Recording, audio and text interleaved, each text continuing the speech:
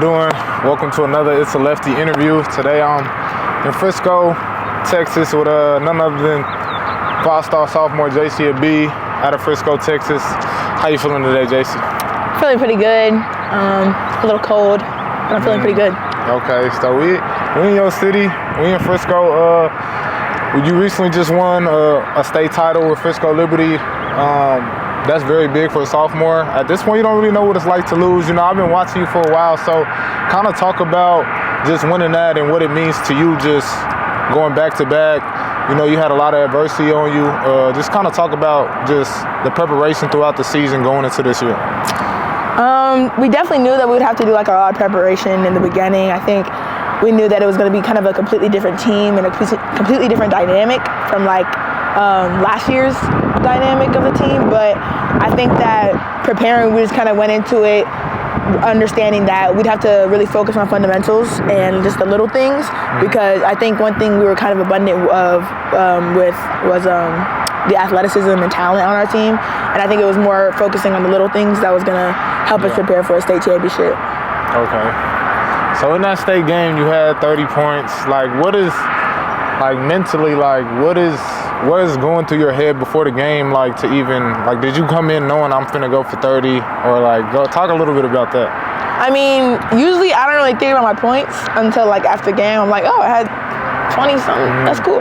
But I think going into the state, both games, going into the state games, I was just kind of thinking, understanding that if I didn't, live up to my part, then like our team would likely fall short. So I think going into that game, I was understanding, okay, like I have to have at least 25 plus, and if I have 20 something, then I have to have like a triple double or something. Like if we're gonna win this game. What's the pressure like? Like, how do you handle that pressure, that type of pressure that I have to perform? Like, how do you handle that as a player? So young. Like, how do you handle that?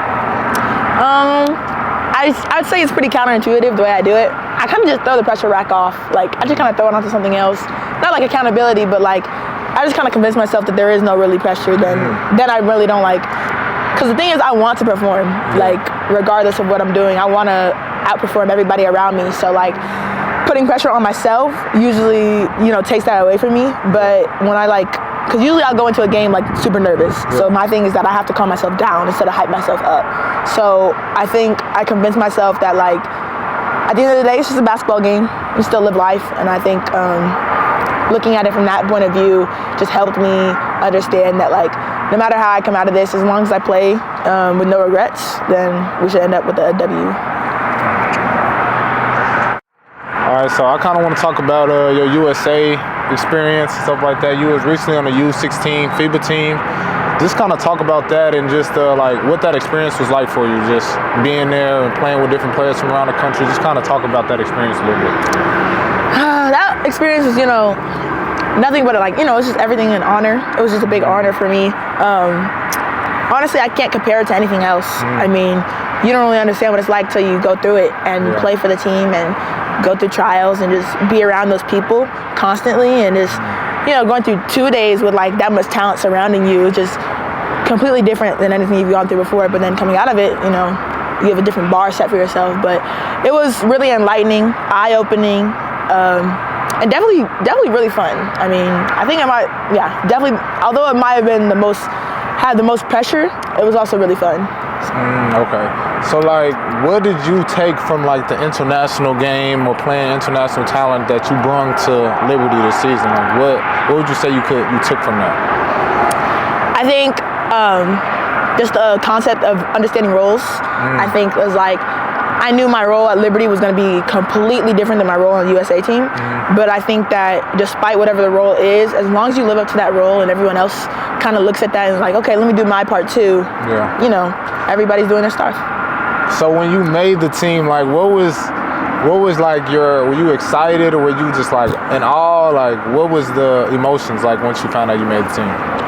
Surreal. I mean, I was not even there. I was just like, oh, I made the team. I mean, I was just super grateful. I felt super blessed at the time. When I prayed to God, I had to thank him, like, I don't know how long I did, but I mean, it felt really awesome, and I was really excited. And then I also just kind of felt like I was just, fulfilling like this expectation I had set for myself. And like, I I do set high expectations, but when you live up to them, it feels really, really nice. So like, I'm glad you said it. So what was like the training regimen like? Since you don't know what you're coming into, how did you prepare like before you even got to trials? Like, how did you even prepare for trials? What was that training like, preparing for trials? I mean, it was just kind of like, make sure you take care of your body, but also like, you know, work on what you're going to do. Don't like, because usually my training regimen will include, I'm going to be LeBron James. I'm doing layups, I'm doing jellies, I'm doing fadeaways, 3-pointers, pull-ups, everything. But when I realized, okay, like this is going to be an important thing I have to get into, and like, you know, it's either win or go home, or, you know, make the team or go home. We kind of changed my regimen to like, okay, here's what I do, here's what I do good, here's what I'm best at. Let's hone in on those things and like really make sure that I master them and get those really polished to step in and do whatever I need to do. Okay, so when you stepped in the trials, like, did you come in confident right away, or did you come in like trying to find yourself? Like, how did you approach going right into the trials? Surprisingly, I was pretty confident. Not really confident that I was going to make the team, but I was just confident that, you know, I could do what I was supposed to do. And like, once you simplify the idea of trials, it's not, if you don't look at it as like, oh, I'm trying to make the U.S. national team, and you just look at it as, okay, let me talk, let me you know, clap it up, let me make sure everyone feels, you know, positive around me, and then let me just make my layups and shoot whatever comes to me or pass whatever needs to be passed. You simplify it to that, it really like changes the whole thing, like the whole way you see it, and like it just kind of changed my outlook on it. It made me a lot more confident that that if I just, you know, do all those things, I had a really, really big possibility of making the team. Okay. So you made the team, won a gold medal, then you went on, you went to the championship, but y'all lost in the championship of UA. So just kind of talk about that. You know, you won state, you got a gold medal, and then you come to the summer and get to the championship, but it wasn't a happy ending. But like, talk about that and just, you know, the winning attitude you play with. Like, just talk about a little bit of that. Definitely just kind of losing that game. First off, it's like, it didn't feel good at all. I felt like I failed my team. I feel like I just could have done better in so many ways. Oh, if I should have just made this one shot, you know, maybe it would have been a different outcome. But I think that, you know, later on after processing it, I was just kind of like, okay, well, the thing is, you know, I just won state and then I just won a gold medal. If you're not going through adversity and you're not losing a little bit, you're not doing something right, you know? So like, I was just kind of like, okay, let's go on, let's learn from this. And if you're learning, you're winning. So I feel like if you're learning and you're developing, you're winning. So I just kind of took a lot of stuff out of that game. My parents made me watch it probably 5-6 times.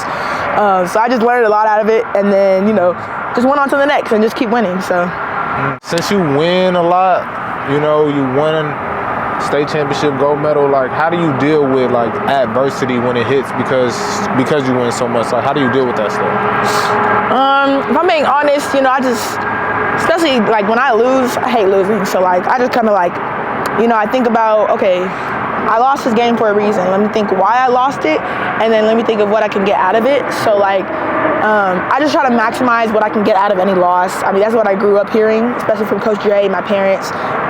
Every time we lost, you know, it was like, you learn more out of a defeat than you do out of a win. So, like I said, learning is a form of winning, in my opinion. So I think whenever I, you know, come across adversity or obstacles, I just kind of look at it and I'm like, okay, if I can't get around it, let me think of what I can learn from it. And then next time I see a similar obstacle or adversity, challenge, whatever it may be, you know, maybe I can overcome it this time.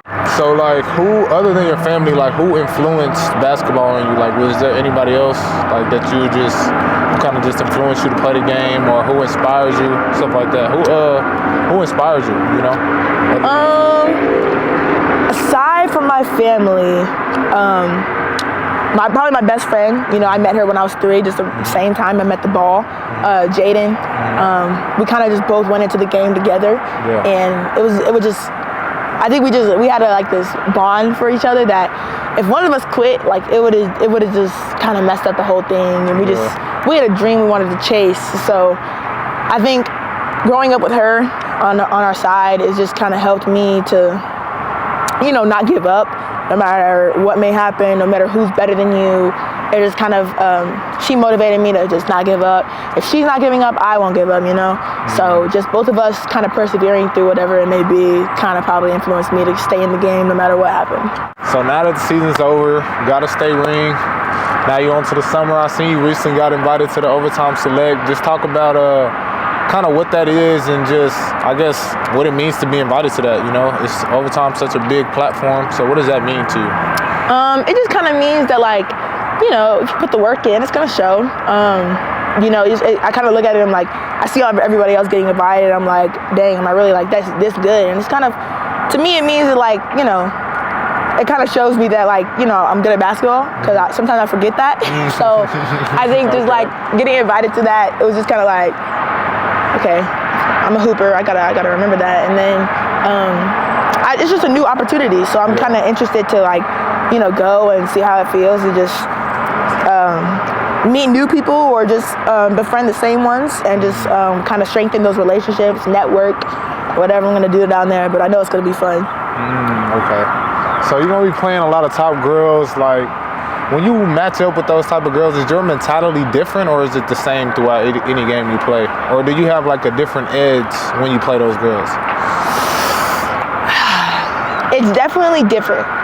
Even when I don't really try to change it, it's different. I mean, especially because, you know, the district play I've had this year, I mean, playing those people it's completely different than playing at Awanda. I mean, it's just kind of, it's automatically different, but to me, I try to make it the same. Like, sometimes I get stuck in the middle. I kind of just, I overlook some opponents and then I like underlook, or what's the word? Underrate other opponents. And then, like, I just kind of want to stay, like, I want to stay consistent with however I look at my opponent. Like, my brothers have kind of taught me, like, at the end of the day, you need to look at it like you're the best person out there. No matter who's better than you, even if they are better than you, you need to look at it as if you're better.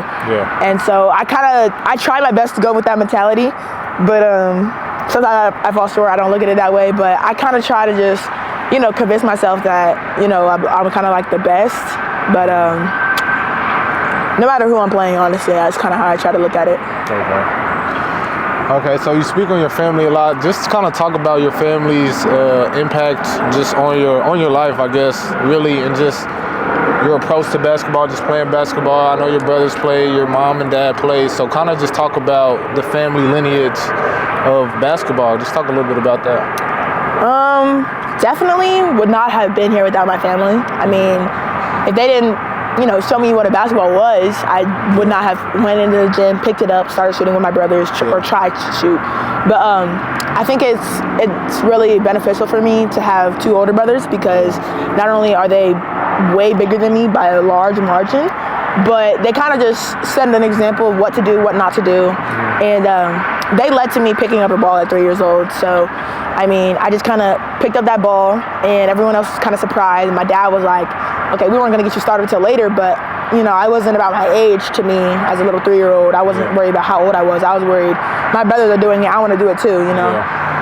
So whenever I see them succeed, I wanted to succeed too. I'm like, hey, I want to play basketball too. I want to be on a team, hey. So, and then, you know, seeing them fail, it just kind of brought us closer together. We just kind of worked through it together. And then, again, it shows me what not to do. So I definitely wouldn't be surprised if my brothers took more losses than me.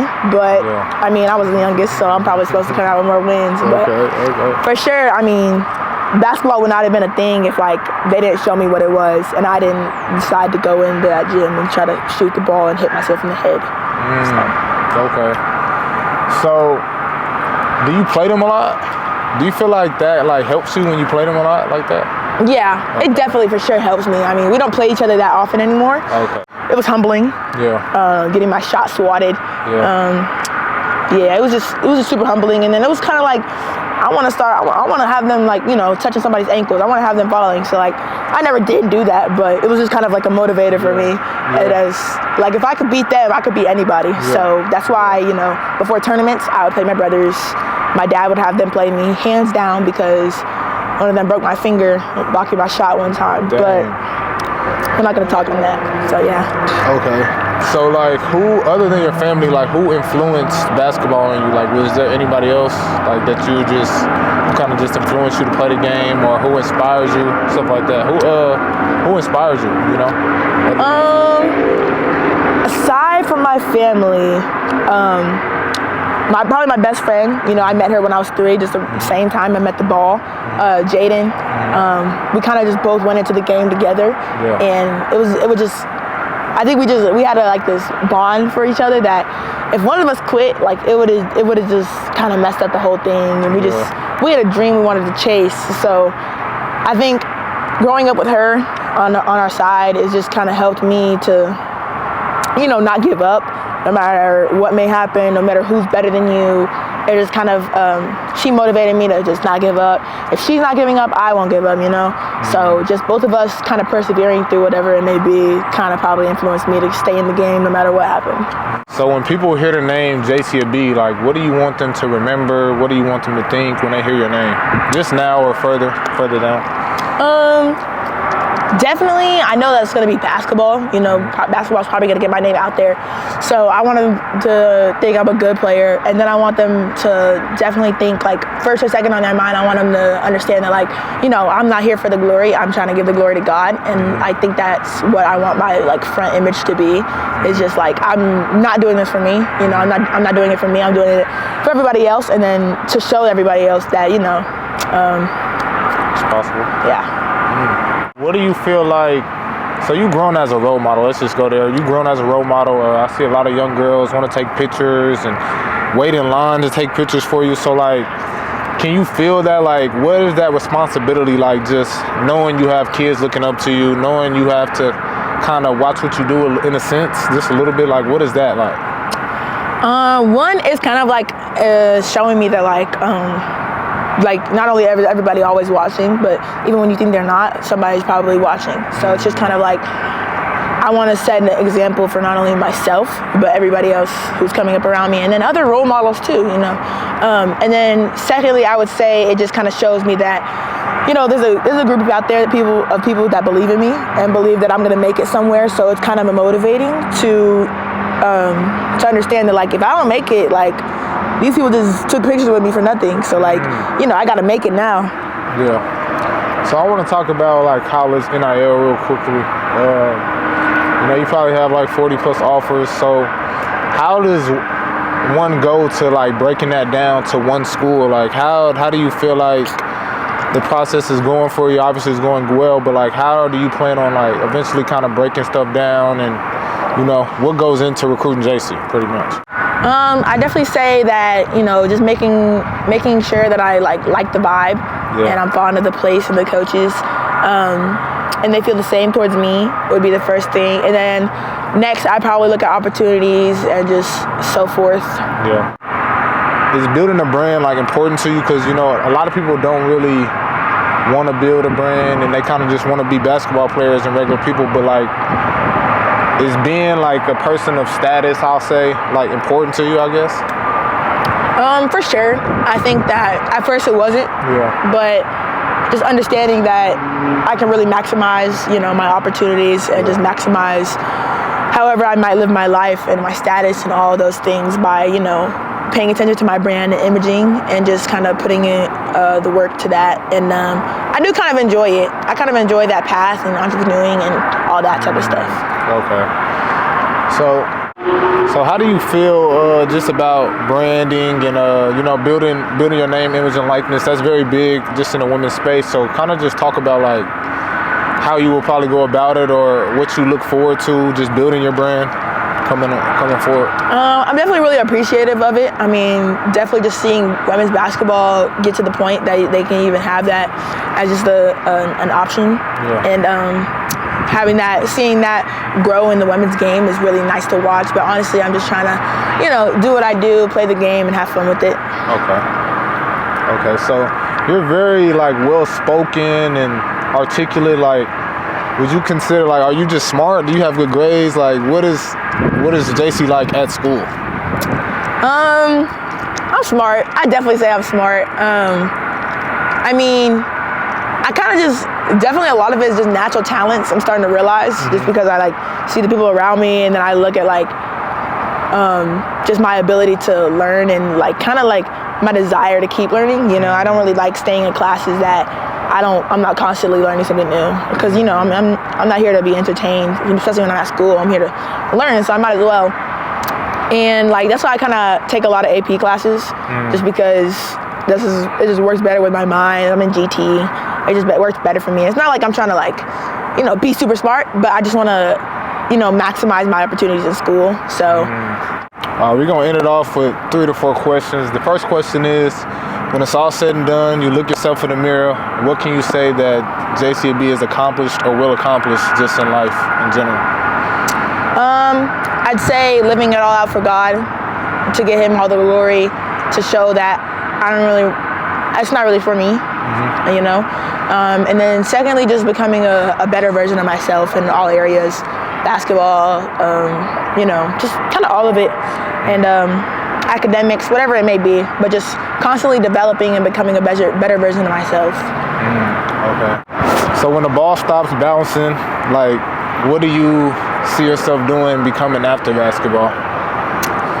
I see multiple paths for me, so I don't really know quite yet, but I am kind of into coaching. I like anything involved with athletes, so physical therapy, becoming a physical therapist. I like kinesiology, kind of like anything like that. And then anything that I can inspire other young lives. So, I mean, coaching, whatever level that may be at, but.